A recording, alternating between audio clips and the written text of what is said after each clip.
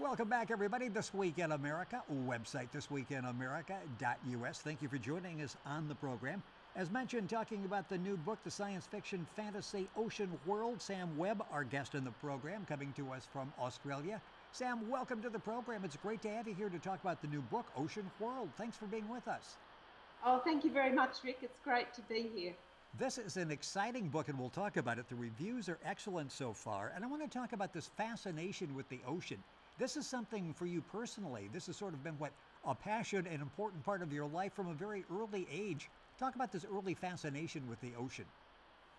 Well, Rick, even from a little child, I think my first experience from the ocean was when I was just a toddler, and my mum took me to the beach, and I just walked straight into the waves and just kept on going. Had no fear, and my mum wasn't a swimmer, so it was pretty stressful for her. But yeah, I've always loved the ocean and always loved collect shells. So very interested in conchology, and yeah, it just absolutely fascinates me because it's another world in our own world here. Well, it is, and as you're reading the book, Ocean World, this is a science fiction fantasy.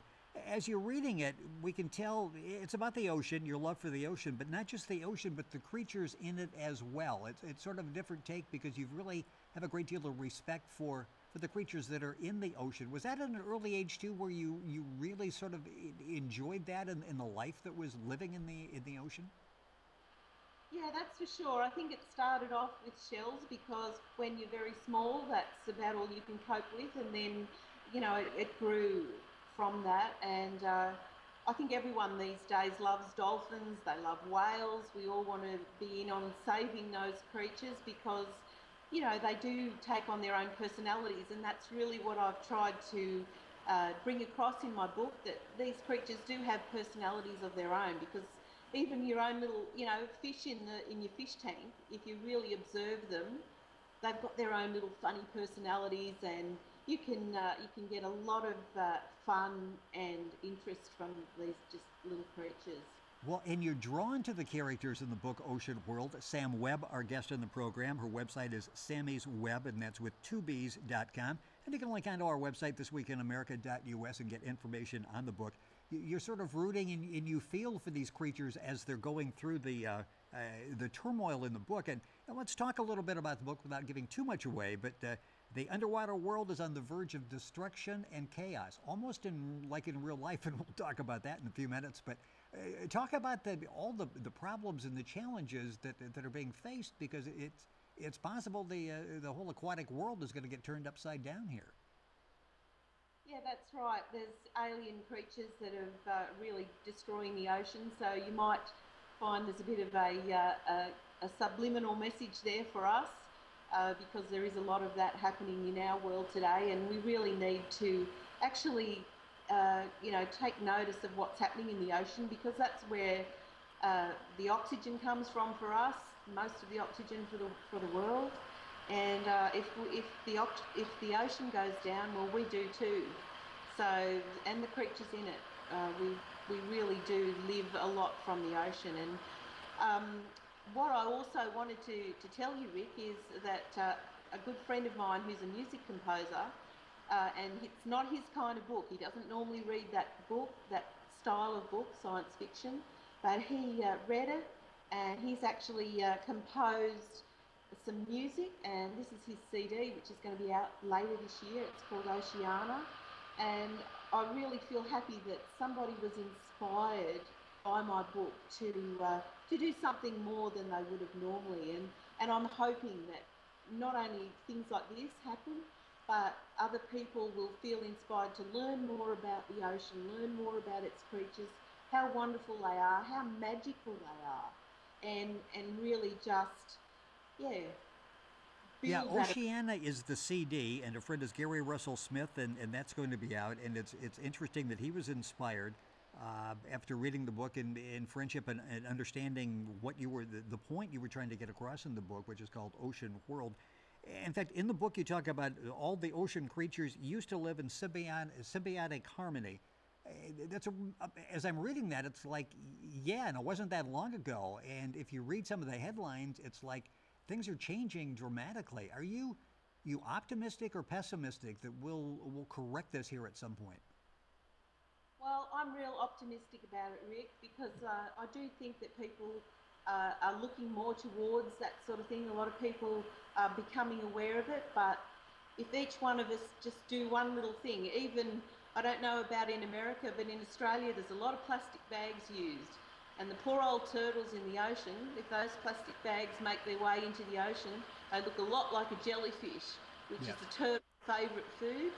And if they eat them, well, that's the end of them. So even if each and every one of us just don't throw our rubbish where it can go into the ocean, we're doing a good thing.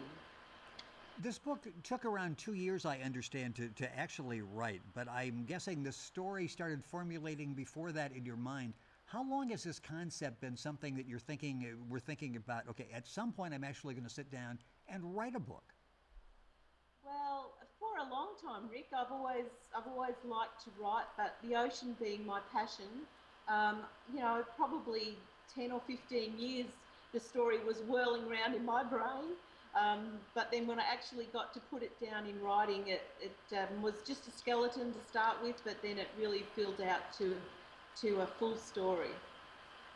And there was such an influence in your early age, besides the ocean and that attraction you had to the ocean. Talk about your grandfather, because he encouraged you to read. He would do poetry as well. That's something that obviously he'd be quite proud of, because it's really something now that's defining your life.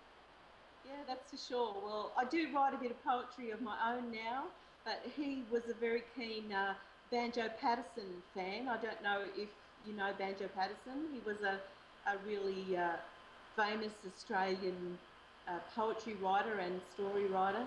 And so my grandfather really, he used to say poems to me from when I was a little girl, and um, that was a real influence in my life to even just think about words and their meanings and how they affect people, how it can affect your emotions, and it's just a real healthy thing, I think, to do. Sam Webb is our guest on This Week in America. Her book is called Ocean World. Sam Webb, that's with two B's, Webb. The book's available at Amazon, wherever books are sold, also at Sam's website, which is Sammy's Webb, Webb.com.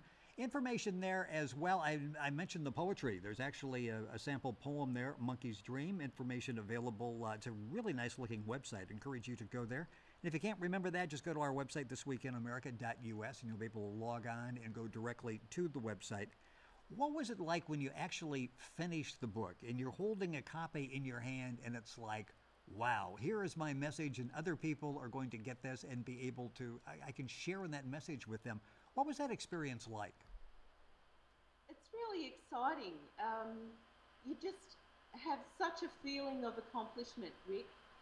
And I would encourage anybody to write down their life experiences and write down how they feel about things. They mightn't always make a book, but it's really a healthy thing to do. I don't know. In my book, I've actually got a turtle who's called Loriton, and that turtle has dementia. And my mum actually had dementia before she died, so there's quite a little bit a little bit of my mum in there, um, and the experiences that I had with her, and how, that helped me a lot to deal with what she was going through as well. So all of these little things that we deal with in our lives, and I hope, that people, when they read the book, will, feel that there's life experiences in there, that there's fun, that there's some sorrow, there's some romance, there's, hopefully it brings all those emotions out in people when they read it. Well, it's interesting the reviews that you're getting. There's probably not a better compliment for an author than when someone says they can't put it down. I would assume that's probably about as good as it gets. Okay, that's what you're attempting to do. When you pick up the book, you want them to continue to read the book and enjoy it. When you can't put it down, that falls in that category. That has to make you feel good when you get reviews like that. Look, it just inspires you. I'm writing the sequel to the book, but when you get reviews like that, it spurs you on, and you think, yes, I can do it. It's worthwhile, and to make someone else feel good, it's a very special experience. One review said, I really would like to see this as a movie. Can you picture this as a movie? I really can, and I suppose, Rick, when I was writing it, it was like a movie in my head, and so I had to then try and express it like a movie as I was writing it, because that's, for me, that's how I write. So the movie's already in my head. I've just got to get it on paper. So hopefully someone else can then see it as a movie, and you never know, it might go that way. That'd be great. That would be an entertaining and informative movie as well. I hope that something like that does happen. Our guest on the program is Sam Webb. The book is called Ocean World. It's available Amazon all across the world, literally. And you can go to our website and get information and order the book as well. Sammy's Webb, that's with two B's, sammysweb.com. The book is a science fiction fantasy. Let's talk a little bit about the process of writing the book, because you have a number of characters there. Did you start off with an outline? Did you sort of let the story go where it was going? How did you go about writing the book? Well, Rick, it's a matter of having, I guess, I knew what was going to happen basically in my story. I knew what the ending was going to be. And then it's actually like living in each character as you write it, and what's going to happen to that character, and how it's all going to come together. So like I said before, I had that skeleton of the story in my mind, and then it's just filling it out but trying to think about it through each character's thoughts and how they felt and how that all fitted in together. So yeah, I mean, everybody writes differently, I imagine, how they do it, but that was my way. Sam Webb, our guest on the program. The book is called Ocean World. I mentioned that there is a underwater world that's on the verge of destruction and chaos. Let's talk a little bit about the aliens. And as you go at the back of the book, it's got like a great glossary back there where it's got all of the different characters in the book, the different creatures in the book, the pronunciation, what the relationship is, and there are a lot of creatures and characters that we follow in there. Talk about the aliens and what they're attempting to do, because this is evil what they're attempting to do. Yes, well, the aliens are basically they're just eating everything and consuming everything in the ocean, and particularly the Nahame are the characters which most people might know as mermaids or mermen, but Nahame has a special meaning because it means Ha is earth and May is water, so they can live both on land and on water. So those creatures are the main ones that the aliens want, because they're the ones that give them the most strength to feel that they are coping with this alien environment that they're living in. So yeah, the Nahame, who are the ones that are really looking after the ocean and its creatures, are the main ones that are being destroyed, and that's why these aliens are such a horrible creature who can even they can clone themselves when they have enough power from the Nahame that they've eaten to be able to just reproduce again, and there's a whole lot more of them that are doing a whole lot more damage. So yeah. Yeah, Penure, and I think I'm pronouncing that correctly, is actually the one who's trying to organize this whole effort to save the ocean. And he was raised by dolphins, right? That's correct. And the reason for that was because his father takes him to the dolphins, so he's away from this main alien influence of the Vered, who are destroying all of them. And so yeah, he's raised by dolphins to keep him separate and hopefully keep him safe, so someone can come back and save the ocean. Well, it's interesting. In order to do this, they put together this coalition, and they really have to find some allies on dry land too, don't they? It's not just the creatures doing this. They need some outside help. That's for sure. So they actually get some humans helping them, and they get some dryads helping them. The dryads are another creature that you hopefully will be interested to read about, a flying sort of humanoid. And everybody works together to save the ocean, and yeah, I think hopefully that's the message I can get out there, that we can all do that. We can all get together to save the ocean. How much research goes into a project like this? Of course, it's science fiction, it's fantasy, but there's so many different aspects that I'm reading, and it's like, okay, that really sounds lifelike. This could actually be, could be true.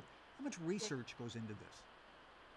Well, I guess I really would have liked to have been a marine biologist, Rick, and so I've always studied a lot about the ocean. So there's a lot of fact in there, and I have tried to use as much fact as possible so that it is realistic, and so you can actually say, "Hey, this could happen."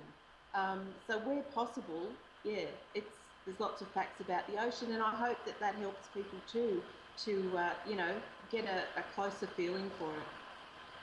Yeah, and several times in there, we read that where they talk about the ocean used to be a safe place, and it really gives us pause as readers when we read that and we think, wow, have we gone too far? Have we not paid attention to what's going on there? So that message really resonates with with the audience, and I'm sure besides being entertained, if people walk away from this maybe asking that very question, you feel like you've done your job as an author. Well, I certainly hope so, Rick, and hopefully if I can do that again in another book, that might reinforce what we can do and how things can come together. You mentioned you're working on a second book. I understand some children's stories as well. Where do we stand with those? Can you tell us about those projects? Basically, I have the story written. Um, I'm a little bit slower at doing the illustrations. I'm trying to do those myself, and I do love drawing, and but the time frame is a little bit harder because just because of my whole work schedule. But yeah, I'm hoping to get those out this year as well.